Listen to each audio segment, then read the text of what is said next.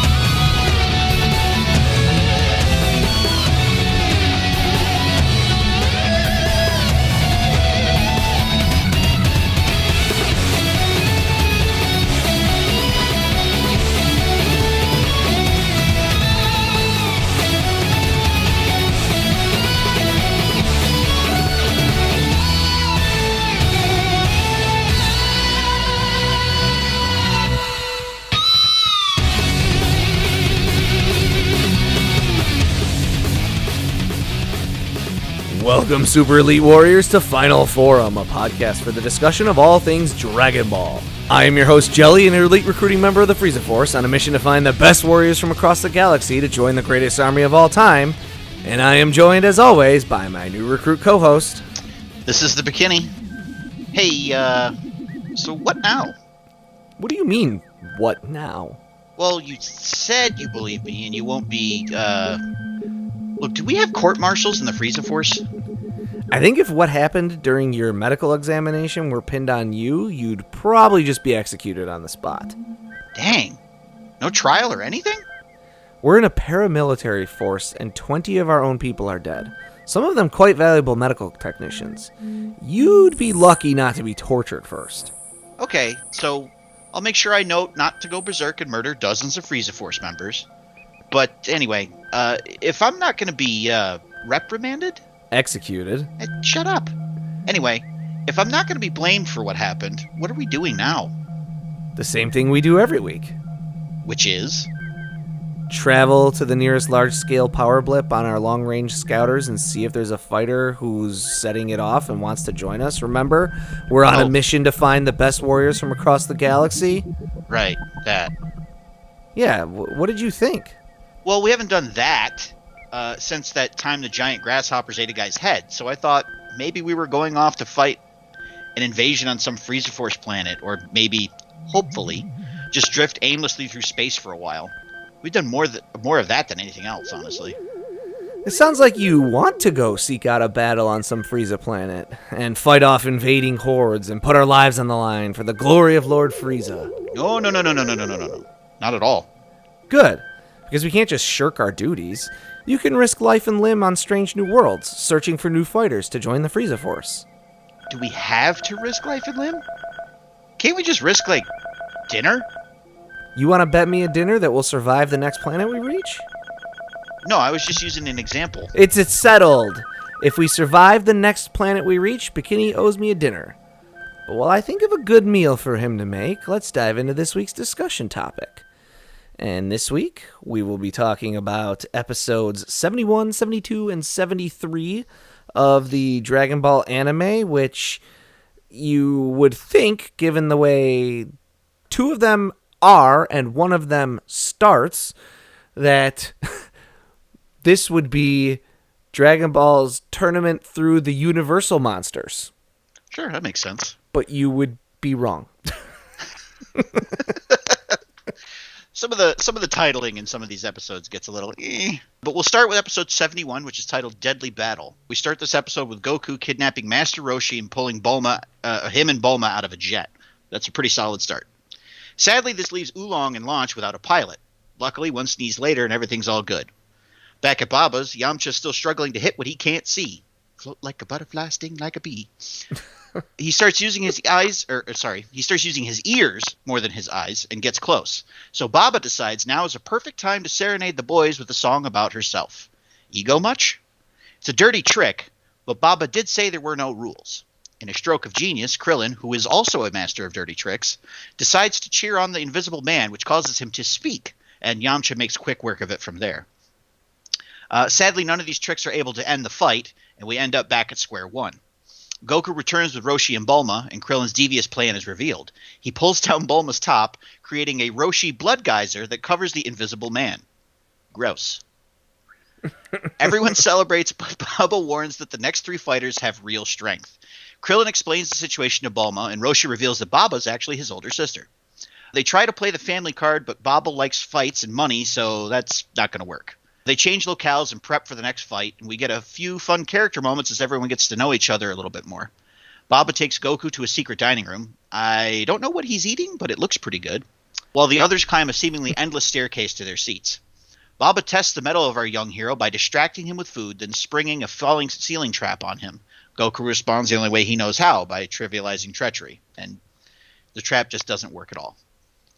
Yamcha finds the next arena, a tongue bridge between two demon statues taking a dump. At the bottom of the pit, a smelly poisonous swamp. Goku and Baba return, and Baba demands that Roshi hand over Goku's tutelage to her in exchange for Yamcha's life. Goku himself refuses to accept the deal and chooses to fight instead. Will our hero succeed?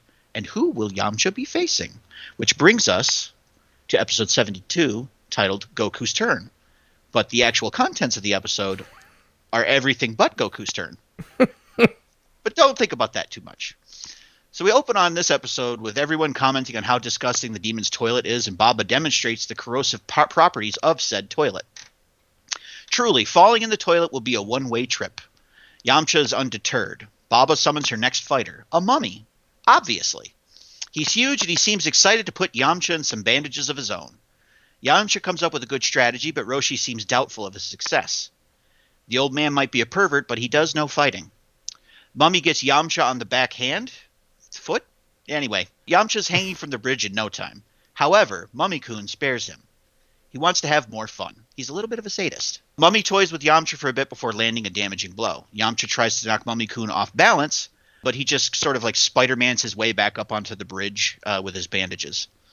Yamcha is truly outclassed here in every way. There's a cutaway to another team waiting in line outside Baba's, but they're all cowards and not worth commenting on. Beating becomes so one-sided that even Appa considers interfering to save Yamcha. But to his credit, he doesn't give in. Eventually, he's thrown off the bridge and is saved by Goku. And now, 21 minutes into the episode, it's actually Goku's turn. Oh, the episode's over? Oh, okay. Well, seems a little weird considering the title, but yeah, okay. Moving on. Episode 73, The Devilmite Beam, which is another weirdly titled episode, but we'll get into that later. On this one, we open with Mummy-kun seemingly a bit more nervous about facing off with Goku. He states that even though he's just a kid and has not taken an actual fighting stance, he doesn't seem to be presenting any avenues for attack. The gallery starts sharing their thoughts on how this fight will turn out, and there's a pun about Mummy-kun liking Goku. Goku sort of goads Mummy-kun into attacking, and then Goku just takes the hits. No damage. Just shrugs it off. No sells it. Surprise, Goku outclasses Mummy-kun just as hard as Mummy-kun outclassed Yamcha, cementing Yamcha's Dragon Ball career as a jobber. Mummy-kun tries some bandage shenanigans, and everyone laments how Goku is now doomed. Kind of sensing a pattern here. But Goku eventually breaks out by using the wraps as a bungee cord and using the toilet water to melt his way out. Now that Goku's shown he can easily escape a crushing situation, I'm sure no villain will ever try that again. Oh, he immediately tried it again? Oh. Well, it didn't work the second time? Yeah, well, obviously it didn't work the first time. Anyway, Goku takes Mummy down in one punch, proving that Saitama ripped off his gag. We get a look at fighters 4 and 5, sizing up this opponent, with the one in the mask kind of warning his comrade not to take Goku lightly. Fighter 4 is eventually summoned, who, it turns out, is Devilman, which is kind of a fun reference to another manga, but it breaks our streak of Universal Studios monsters. This surprises Roshi, who says that this Devilman used to be the 5th fighter. The match starts, and the Devilman starts off with an unfair advantage. He can fly, so no ring out for him, I guess. But even with that skill, Goku nearly knocks him into the swamp anyway. Everyone seems confident now, but Roshi warns of a terrible technique possessed by Devilman, who immediately begins explaining how this technique works. He takes an evil thought that a person has and expands it to its exploding point. Unfortunately, we don't get a demonstration until next episode, even though this episode is titled Devilmite Beam. But yeah, we're just gonna ignore that as well, I guess. Yeah, we are gonna talk about it like it actually happened, but Oops, that's we talked about this a bit offline before we started recording. These batch of episodes are the ones where I feel, at least in the Dragon Ball portion of the story, I feel a definite, hey, psst, can you here's like 3 panels. Can you make me like 6 episodes? This is where we see the first evidence of the Frieza arc. But like everything, just just things like, I feel like the recaps of previously on Dragon Ball get longer and longer. And then even like the first 30 seconds to a minute of where we're not getting voiceover of the previously on Dragon Ball guy anymore, we're still kind of recapping the end of the last episode. It's just maybe from like, it's like zoomed in more or less, or from like a slightly different angle or something, but it's still just an exact repeat of all the dialogue and everything. And then I feel like the tense buildups to leave you on a cliffhanger at the end of every episode are longer. And if you were to chunk those parts off, you would be left with like 15 to 16 minutes of actual content in every episode. And in my personal opinion, it's that 15, 16 minutes of content also, and it gets really egregious in some of these episodes, where they cut from the fight to like characters' reactions and explanations of things going on, which they've kind of done before, but it feels like the amount of action versus the amount of explanation we're getting is starting to tip more towards explanation at this point as well. Right. Although I will say, I think this was a breezy watch for me. Yeah, no, still solid episodes, still pretty good. Yeah. And yeah, I liked them. It's just, we're getting into like, you just can feel the pace slow down a little bit and feel like we're getting a little less content in every episode. Bogged down in the toilet swamp a little bit. Yeah. Speaking of the toilet swamp, let's review some of these characters. So first up, we've got Dracula. Design is fairly similar to what Vlad Tepes kind of looked like a little bit. The armband he wears is called a pragyad, and it's used to ward evil spirits away, which is ironic because some would think that a vampire is an evil spirit. He does a ceremonial ritual to honor the spirits of the ring. This comes from the film One-Armed Boxer, where a similar thing happens. Dracula, being a Muay Thai fighter, makes some sense as they're known for grappling techniques, and Dracula obviously latches on to suck your blood, and also Muay Thai also has a reputation of being a very bloody, like Muay Thai matches are very bloody in nature. Mm-hmm. The cross here is the first bit of Western religious symbolism we see in Dragon Ball. Yeah, and we've talked a lot about Dracula stuff, like a lot. If you want to hear us talk more about Dracula and our thoughts on Dracula, an entire Dracula-themed anime, go back to our October episode, which was about Don Dracula.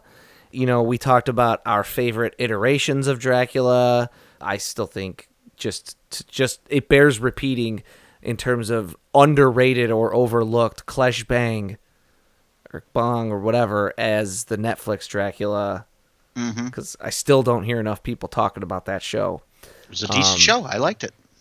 And he's fantastic. Yeah, if you want to hear us talk more about Dracula, I think maybe go talk about that. But the Western religious symbolism thing showing up in Dragon Ball is interesting, especially because it hasn't happened at this point. And it's using Western religious symbolism in Japanese animation or storytelling in general is similar to how we, as Westerners, use pretty much everything other than Judeo-Christian religious symbolism in our storytelling, where it's considered weird and scary and cultish and pagan.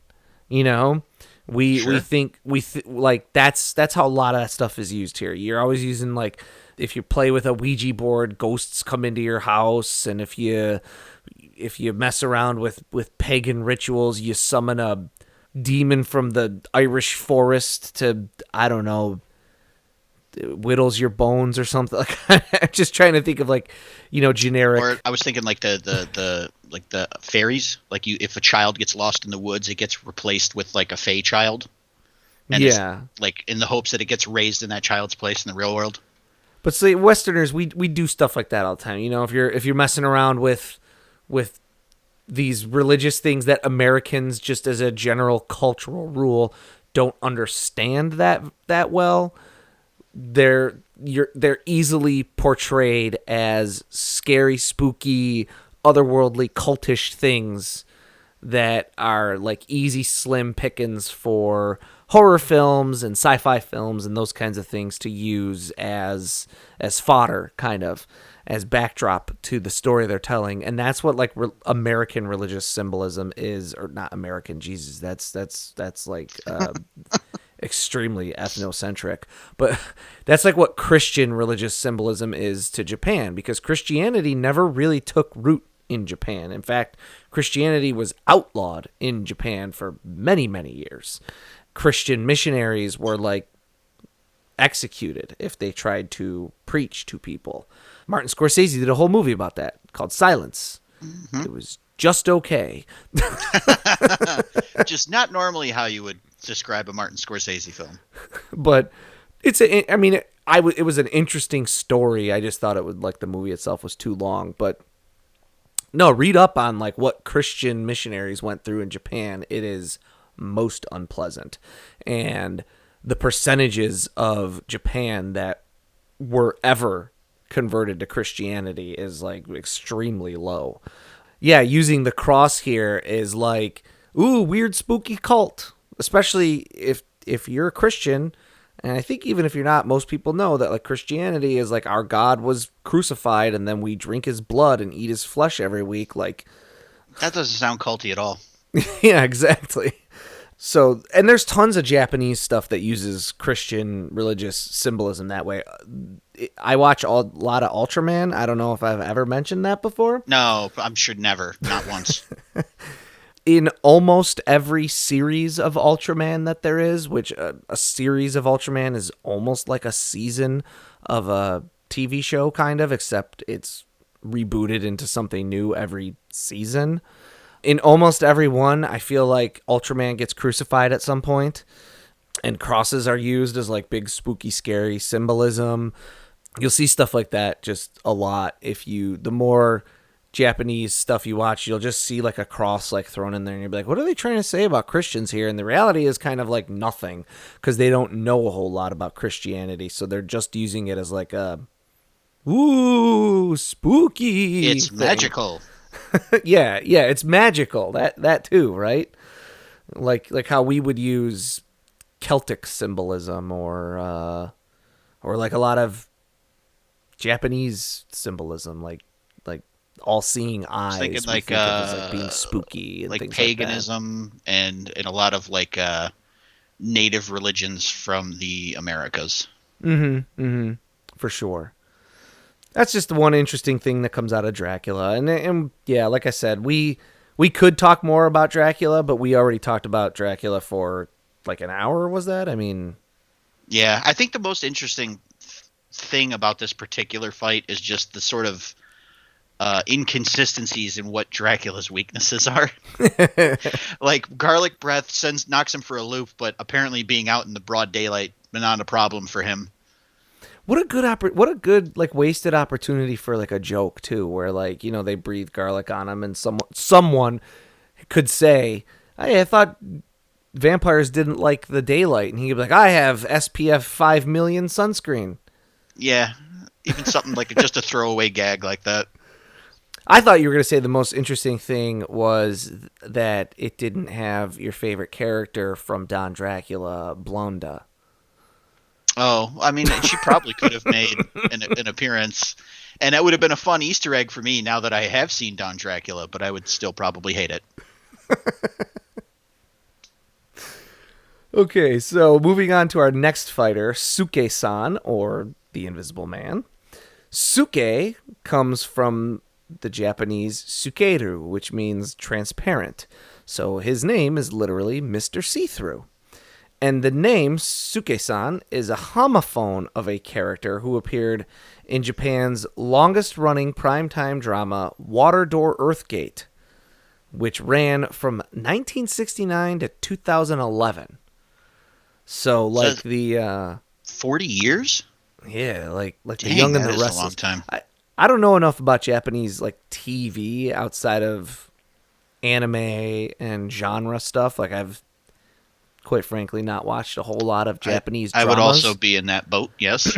So I don't know like it says longest running primetime drama. Is that like a Dallas? Like was it more of a soap opera where That'd be those are interesting. like the primetime soaps that ran for a brief period in America in like the 70s and 80s and then were largely parodied out of existence and then really well done in both parody and homage by Twin Peaks.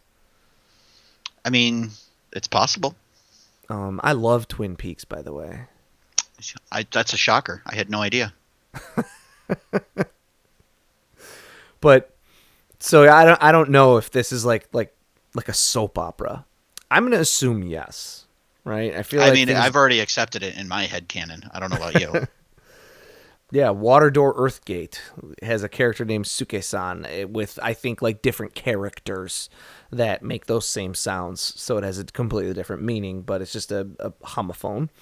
The song that Baba sings that distracts Yamcha is a melody, like the melody she's using is adapted from a song called Tunare Gumi, written during the Second Sino-Japanese War to promote community awareness. So this was like the lyrics are completely different, but the melody, the tune, it was like a propaganda song to be like, be on the lookout for your neighbors, like and if you see something, say something, but in song form. Right. This song is then adapted by a Mansai comedy team, and we talked about Mansai comedy, where you got a straight man and a jokey man just doing riffing on each other, called the Drifters, and Toriyama adapts the melody from them. It's sung on the original to Toriyama original, not original, the original comedy show, the Drifters show, by cute girls in skirts and at a fast pace, becoming a bright pop song, and it becomes like popular in Japan. Becomes a like pretty well known pop song for a brief period of time. But so Okay. what does Toriyama do with this fast paced cute pop song? He makes it sung by slow by an ugly old hag, obviously. Yeah. I mean, it makes sense. This man is nothing if not consistent. Exactly. I'll just say that. So now we've had Dracula, we've got the Invisible Man, and I like the Invisible Man. I don't know how you if you have any familiarity, I passing mean, or otherwise. I guess my really only exposure, other than like the trope of the invisible antagonist, is the Kevin Bacon version. Oh, Hollow Man. Yeah, Hollow Man, with Elizabeth that's Shue. that's a movie that I think gets a little bit of a bad rap. I like that movie. It's a fun movie for what it is, and Yes. for its time period, the effects were like they had hit the invisible guy with like running water and things like that. Some of the effects still hold up fairly well, in my opinion. I think so. Yeah. I mean, again, you have to do that for what it is, and for the. I mean, it's a movie from 2000. You wouldn't ever watch it and think, oh, it's a movie from 2 years ago, but it certainly doesn't. I don't think look like it's 23 years old. No, I think it's held up pretty well. There is one thing about the Invisible Man that's always kind of bothered me, and that is being a science-inclined individual. I understand that the human eye works by reflecting light onto onto your retinas. If light is just passing through everything because you're invisible, how does the Invisible Man see anything? Wouldn't he be functionally blind? That's what bothers you, huh? It does bother me, yes. A little bit. Not just the reality that we live in like a chronically filthy world and you would never be clean enough to be truly invisible. Ooh, that's an excellent point as well. Yes, I had not considered that. But think about it. This like you probably have a layer of film on you right now. You're absolutely right. So yeah, then it becomes a question of like, do his body secretions also become invisible? And then what about, like you're saying, the dirt that sticks to him because of like the oil on his skin? Or even just the body. I feel like, okay, walk around outside for an hour with no shoes on. Yeah, your feet are black on the bottom. Absolutely. Right. You have these little black footprints everywhere you go. That's a fair point. That's really good. I had not considered that. Well, now I have some new stuff for D&D in the future. Thanks for that. Hollow Man, by the way, directed by Paul Verhoeven, who Didn't he do RoboCop? yeah, let's say RoboCop. Ever heard of it?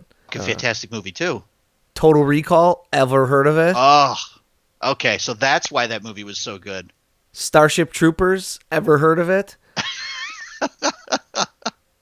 Starship Troopers is one of my all-time favorite. Like, it's really good. Most people really good. It's also like one of my all-time favorite. Most people don't understand this movies. I agree with that 100%. Yes. Like, most people think it's this fun, and it plays this way, so that's why most people think it. Most people think it's this fun action movie about three kind of friends who get sucked into an alien battle, and it's this big fun action movie, and it plays that way. But like, most people don't realize that the humans are the villains, and it's all about like a fascist society where fascism has won. That is what's so brilliant about it, because the film itself is a war propaganda film. So if you walk out of that film not realizing that it's about fascism, you fell for the propaganda. Yeah. Which is the entire point. Such a good movie. Paul Verhoeven's awesome. And he's been, in recent years, he's been doing more, I hate to say like artsy-fartsy as the word, but he's been doing, and I hate to even say prestige, because like they haven't gotten the eyes on them that like RoboCop and Basic Instinct and Starship Troopers did, but like Benedetta was really good. Smaller, I guess. Smaller, more psychological, more drama-driven movies. And that's an excellent example of your point, because I have not heard of this movie. Oh, it was nominated for something. Was it nominated for Best Picture, Best Actress, Best Director, Best something? Oh, it was nominated for the Palme d'Or at Cannes. So it got some buzz from that. It's good though. It's about like a nun who has a lesbian relationship with another nun. That's like compelling enough that they're in this like abbot or convent, and it's like about like witch hunting like LGBTQ people. Then there's also like crazy Paul Verhoeven scenes where one of the two of these nuns, I can't remember which one, is like a little bit like kind of crazy and keeps having visions where Jesus is like telling her to like, yeah, be a lesbian. It's awesome, as he like is an action star and like stabs people to death left and right. It's yes, that's very Verhoeven, definitely. While also still being like I don't want to overplay how often that happens. That happens like twice throughout this like 2-hour running time movie. So don't think that's like what the movie is. I mean, that's sold me on it right there alone. But it's sprinkled in there. But yeah, to get back to Invisible Men, I like the Universal Invisible Man movies. Claude Rains is awesome in the first one, is like this really unhinged guy who's and that's sort of a theme of the Invisible Man as a movie monster, is that being invisible like makes you go crazy eventually. Sure, because nobody acknowledges your existence. How can they? They don't even know you're there. So like Claude Rains is really good, and then the sequels are okay. There's one the Universal sequels are like the ones that are actual attempts to be like Universal kind of monster movies are decent, but then there's Invisible Agent, which is like a wartime propaganda about like a guy becoming the Invisible Man and clowning on Nazis. That movie sucks. And then there's also Invisible Woman, which is like a comedy, and I use that word as loosely as possible. Fair enough. So I've actually seen all the Invisible Men Universal movies, and then are you familiar with John Carpenter's Memoirs of an Invisible Man? I am not. What is that? It's his like attempt at an Invisible Man movie. Now, I remember it being pretty fun, and I have some friends who may or may not be listening to this, and if they hear me say that, they're going to be like, I hate you because this is John Carpenter's worst movie. But I remember it being pretty funny. It stars Chevy Chase and Daryl Hannah, and Sam Neill's the bad guy. Oh. And Chevy Chase like accidentally turns himself invisible and is spending the rest of the movie like trying to regain visibility, while like the bad guys are trying to get him so that they can like vivisect him to learn how to become invisible to apply it to weapons technology. But it's like played like a comedy. Like at one point, Chevy Chase thinks he gets his like body back, and he goes to have sex with Daryl Hannah, and then his penis is invisible, and then he wakes up and it's like that was a dream. There's also like there's some like one other thing. It's probably been 15 years at least, maybe more, since I've seen this movie. So you're testing me, but there's the one other thing that I thought was really interesting that I remember seeing was like there's a moment where he eats a meal with Daryl Hannah, or even maybe by himself. A little fuzzy on that, but like he starts to see himself digesting food. Oh. And it makes him throw up. Yeah, okay. No, that makes sense. That's interesting. Okay, that's a good take on that. Yeah, the Invisible Man is a tricky like, you know, the Invisible Man is like almost a precursor to any like shapeshifter character, where you have to get into those kinds of questions of like, do their clothes change shape with them? If their clothes change shape with them, does that mean that they are actually naked and that they're just shape-shifting to make it look like they're wearing clothes? Are they shape-shifting into clothes a la Plastic Man in DC and then being worn by women? Yes, that's a thing that happened in the comics, folks. The Invisible Man like invites those kinds of odd questions, like what about getting dirty? What about can you see anything because light is passing through you? And there's a lot of logistical questions with an Invisible Man. But so now we'll move on to our next contestant on yes, Baba's Price is Right. Come on down, Mr. Mummy. So Mummy-kun kind of looks like Ader, the android from Muscle Tower. This makes sense given that Boris Karloff played both Frankenstein's monster, who was the basis for Ader, and then the original Mummy in 1932. While many modern-day movie viewers might be more acclimated to fast mummies because of the Brendan Fraser starring mummy films of the late 90s and early 2000s, Toriyama is breaking the heretofore established mold of a mummy by making him fast and talkative. He's creating something new by doing his usual thing of the opposite of what he's accustomed to seeing. Yeah, every mummy up to this point was like a slow, lumbering. Yeah, it like arms outstretched. I think almost kind of like the classic like Ramiro zombie almost. Yeah, the one exception really being the original 1932 Mummy with Boris Karloff, where it's more similar to the 99 remake than if you've never seen the original. It's more similar to that than you might think, where like Boris Karloff is in them bandages, you know, like the iconic image of Boris Karloff wearing those bandages. He's in them bandages for like 48 seconds. Oh, dang. And the rest of the time he's just himself in like Egyptian garb and made up to like look just older, like more wrinkly and even dusty. But the sequels in Universal to all of those have a completely different mummy. It's no longer Imhotep. It's Karis. He is your typical one arm is pinned to his side, one arm is outstretched, and walks with a limp. And those are pretty fun movies, though. They're like real quick hits. They're all like 75 minutes. Sure. I dig them. Well, I mean, me personally, I think they kind of lead towards what eventually becomes zombie films. Yeah. Because it's that same kind of concept of death sort of slowly pursuing you, and you really can't escape it. And it is the more, you know, zombie movies up until Romero were voodoo zombies. Yeah. The Mummy is like an undead thing, you know. It's a corpse that's coming after you, like what we think of as zombies now. But I don't know how you feel about at least the first Brendan Fraser Mummy movie. I think is like a perfect. I'll use the word perfect. Summer blockbuster. That is literally how I was going to describe it. It is perfect for what it is. Like no notes. Yeah, like no notes. It's excellent for what it is. For the kind of movie that you want to see over the summer, that's fun, funny, escapist, good action sequences, but also good characters. It's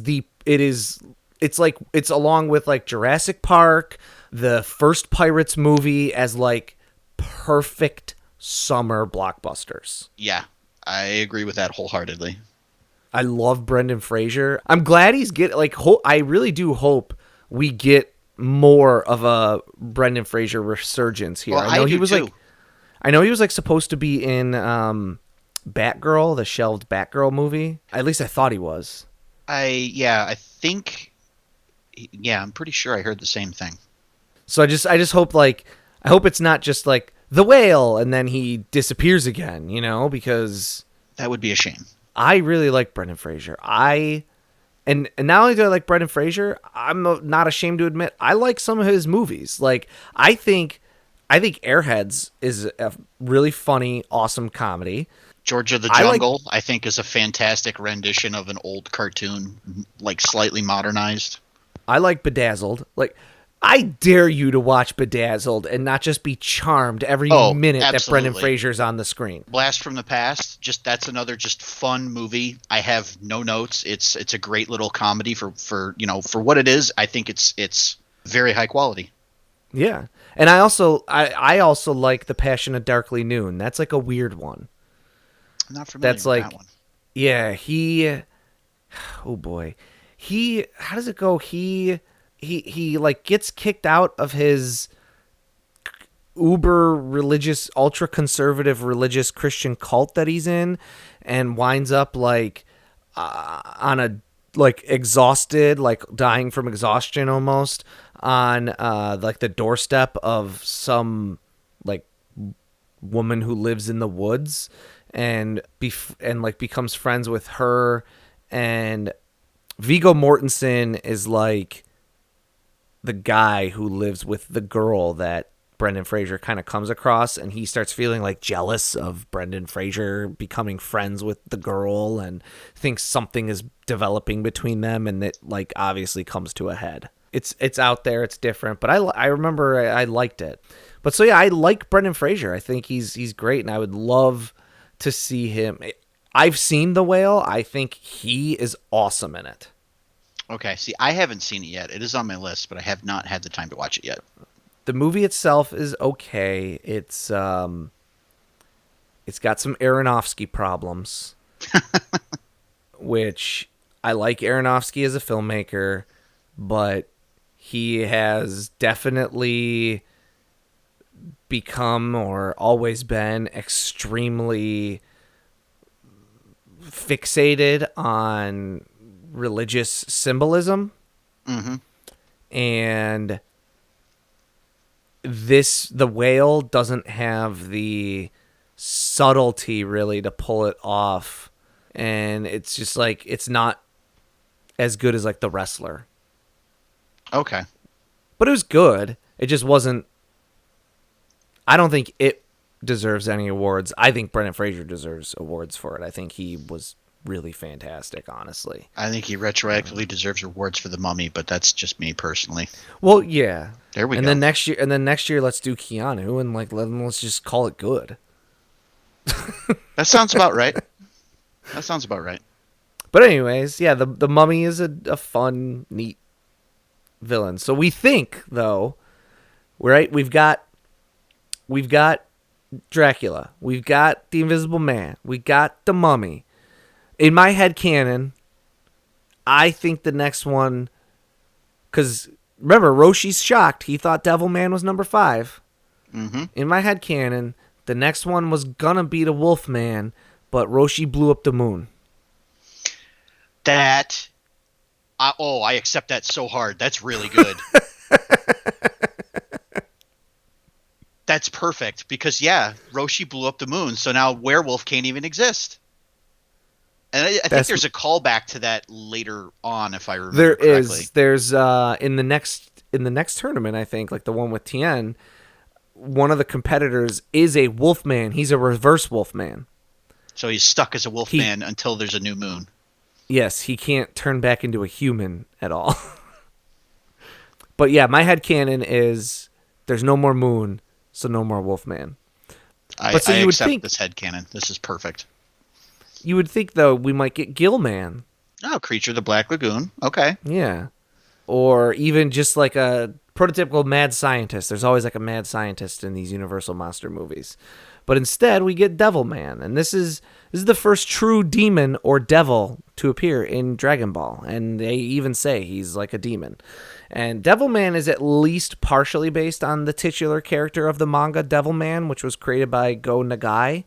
Nagai is a prolific mangaka. He's credited with creating the super robot genre as a whole with Mazinger, which was also the first manga thing really to have mecha robots piloted by people from within a cockpit. He has also created the Cutie Honey and Getter Robo series. Oh, and if we're looking for someone to bug to give Toriyama one of the Tezuka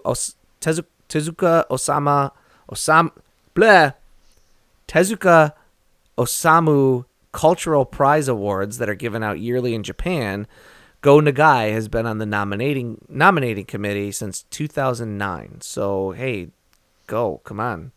Every year they give out, like, it's an award for people who use the Osamu Tezuka method, which we learned earlier that Toriyama at least partially used. Mm-hmm. His, like, paneling method.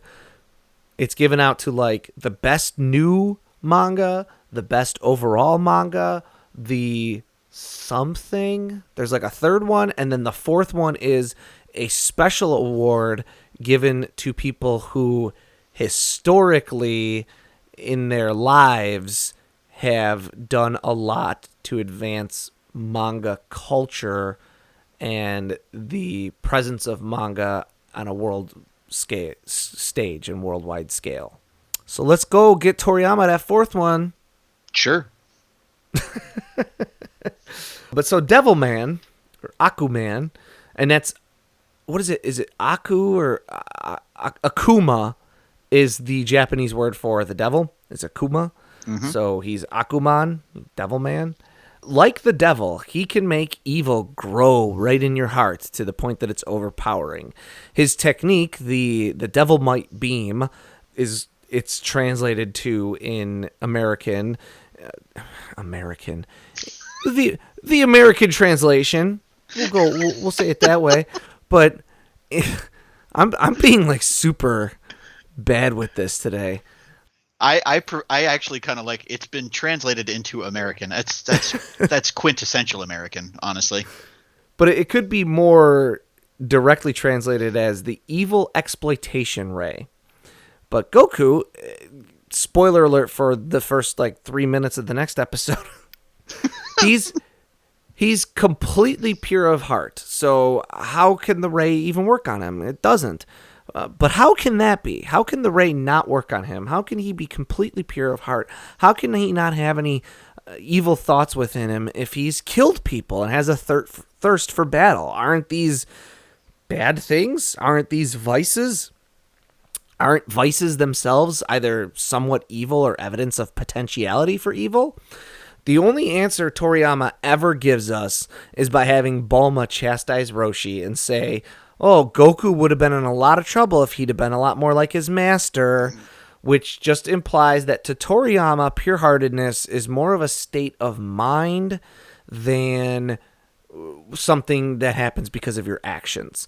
Goku's free from material attachments. He's free from the attachments of our world. He's similar to like a baby or an animal. Thus, he has a pure or clean heart. His killings aren't done out of malice or spite or anger.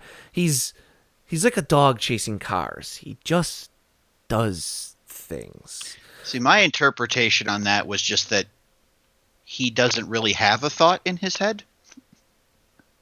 So, absent of all thought, there's no evil thought to be exploited. that's kind of what it is, right? He's not thinking about societal implications of what he does, or even the morality of his actions, honestly. Yeah, he exists, I don't want to say above those considerations, but apart from those considerations, right? Goku's never, and it's not selfishness, it's not mean-spirited. He's just never considering how his actions affect other people. It's just all we talked about this like way back in like our first episode. He exists in and as part of nature. He's just like a natural force.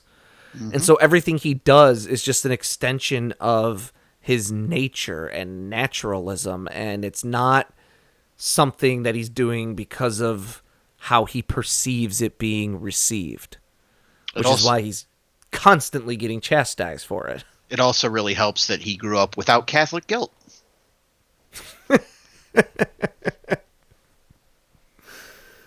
Yes. So you hinted at Devilman. Are you familiar with Devilman? Like, in a very passing way. Like, I've watched the Netflix anime adaptation. Devilman Crybaby? Yeah, that one. I thought it was okay. I thought it was pretty good. I was at, like, I remember watching it and being like, boy, I'm never going to not like something that has this much, like, insanity and violence, but I'm very confused about where it's all going and how it's all coming together, and we've only got 2 episodes left. Uh-oh. And then in the last 2 episodes, it came together really, really well. I remember it centering a lot on, like, sort of nihilistic thinking. Mm-hmm. Something akin to, like, Everything Everywhere All at Once. Yes. And then the only other thing I've seen has been the 3 OVAs. Mm-hmm. They're like, I forget, each one is maybe like 45 minutes long or something like that. I would just recommend watch Devilman Crybaby, because it's like, it's a good jumping off point, yeah. The first one is okay, the second one is okay, and then the third one is better. And it's like, I wonder if that's, I don't know. Is that just what I would think of pretty much everything with Devilman? Like I said in my review of the 3rd OVA was, listen, I'm never going to not like something where a giant demon devil boy rips off another monster's boobs and then eats them. But, like, do you have more to tell me as a story and as characters? And it's not until the 3rd OVA or the... Oh, and then, yeah, a little boy gets an arrow shot into his head by an angry mob who think he and his sister are witches, which then cause the demon inside another young boy to go absolutely insane and murder everything. But, like, it's Devilman has a very confused narrative and very difficult to parse story until its finale in both iterations that I've seen. Yeah, I feel like it's a commentary on how evil is a purely human construct. This whole Devilman thing is sort of like I guess a vector for the worst in humanity to come out in terms of like how they react to him. Mm-hmm. Yeah, then it starts getting into like nihilism and how like we're our own kind of worst enemy, and it gets very heady towards the end, and it's one of those things that's really hard to put into words. You kind of almost have to sit through it and watch it and absorb like all of the different moments that lead up to that ending, and for it to actually start to make sense to you. Yeah, I would very recommend Devilman Crybaby though, if you have the time. It's because it'll take you about 3 hours of combined watching to watch all 10 episodes. That's the one good thing. They're all only like 25-minute episodes. Mm-hmm. If that really clicks for you, then I give the OVAs like a soft recommendation, because I was like okay with them, but I personally wouldn't go back to them. That's my experience with Devilman. But yeah, this is our first, like, we're gonna see a lot more demons and devils later on, and they're gonna be a lot different than this one. But hey, shut up. Don't think about it too much. I do. I like the Hiffle workers that we ultimately get. They are pretty with fun. like they're always wearing like big nerd glasses and everything. Like, and just the Hiffle thing itself being sort of the English censorship, I guess you'd say. yeah, Adds an extra layer of comedy to it for me. right. And yeah, so it's interesting that Toriyama doesn't choose another universal monster here. He might have been like. I'm going with your earlier explanation. Roshi blew up the moon, therefore Wolfman cannot exist. Well, it's like a good like in-universe explanation, Sure, like yeah. that I don't think Toriyama would have thought through personally. Maybe, Like- maybe not. Well, I guess we'll never know. Probably because he's never he. I bet if you even were able to corner him and ask him, he'd be like, I don't know, it was probably something.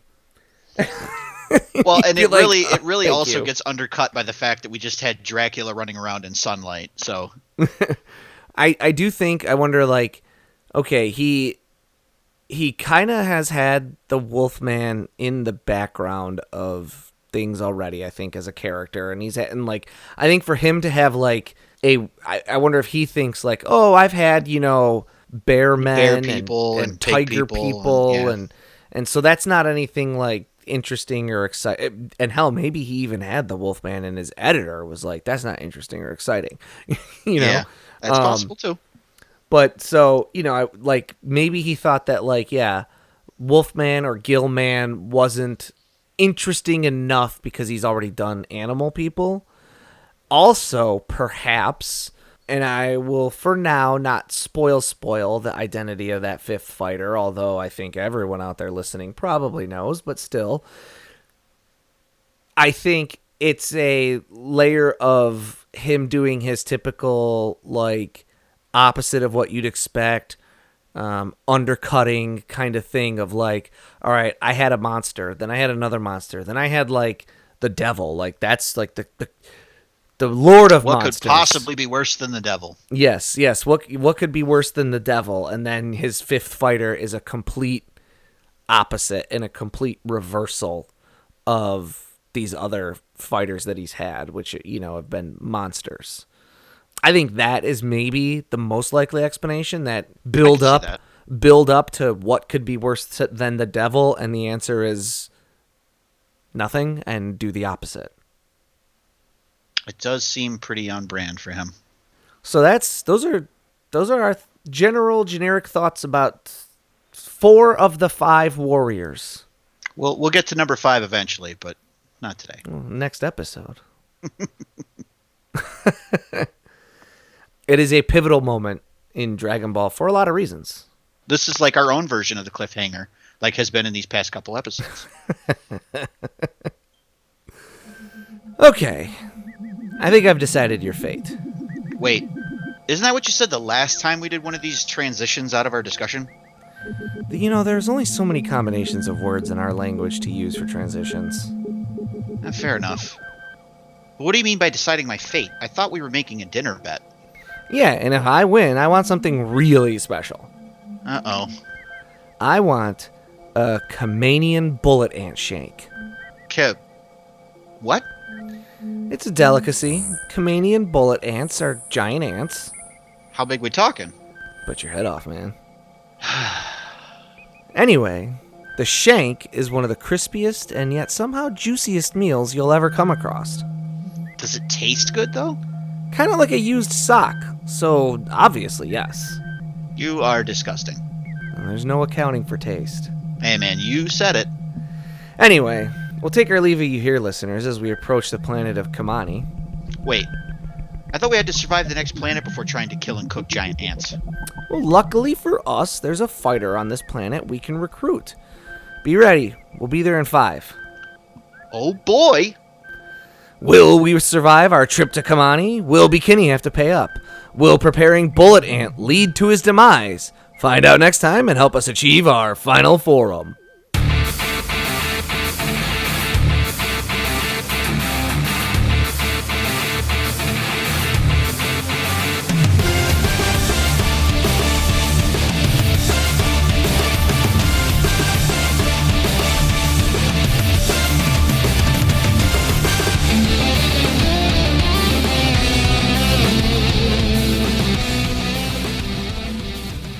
Forum is written and produced by Tom Gwelly. It is performed by Dan Kinney and Tom Gwelly. Our webmaster is Dan Kinney. Our theme music is provided by YouTube content creator GVG Kit. Want to learn more about the Dragon Ball universe, including concept art, behind-the-scenes interviews, and recommendations from Jelli and Bekinney? Connect with us on social media. Like us on Facebook, follow us on Twitter at Final Forum Pod. Make sure to subscribe, rate, and review wherever you receive your podcasts. And of course, make sure to share it with your friends and family and help us spread the word of the glory of Lord Frieza. The Frieza Force thanks you for your listenership.